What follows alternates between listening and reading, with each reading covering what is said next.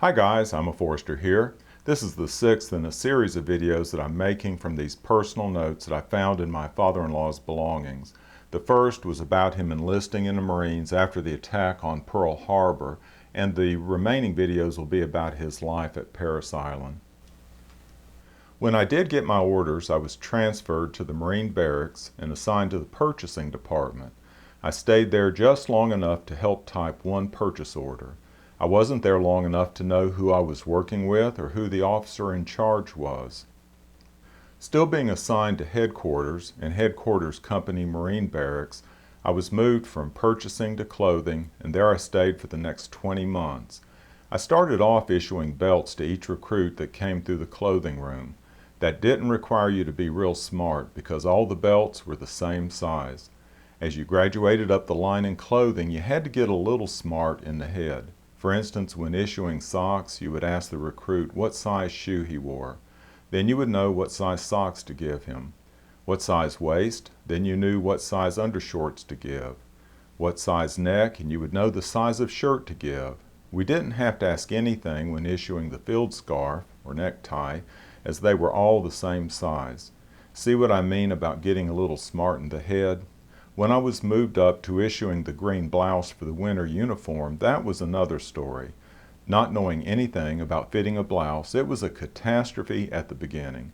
When my first platoon of 72 men came through, I issued 72 blouses, and 72 came back for another size. That meant I had to issue 72 more blouses and put the 72 returns back on the shelf. That was doing triple work for nothing. I knew things had to change because I could not keep doing that. I don't know what I did, but things started improving. The day finally came when a platoon of 72 men came through. I issued 72 blouses and waited. A very short time later, the Marine that was checking each blouse for fit came over to me and said, "What are you doing?" My reply was, "I don't know. What do you mean?" He said, "I mean I did not have to send one man back to be refitted." I thought 72 out of 72 was pretty good. Sometime during the time I was in the clothing room, the captain in charge asked me if I wanted to be put up for a corporal rating. "Yes, sir," I said, and he did.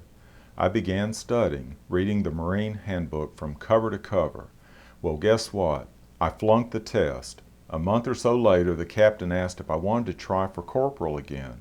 "Yes, sir," and he did, and I studied. I failed again. Another month or so later, the captain asked if I wanted to try for private first class. I said, "No, if I can't make corporal, I don't want any rating."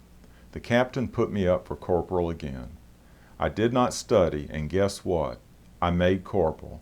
I must have had a mental block before, because after making corporal, I had no problem passing tests for other ratings.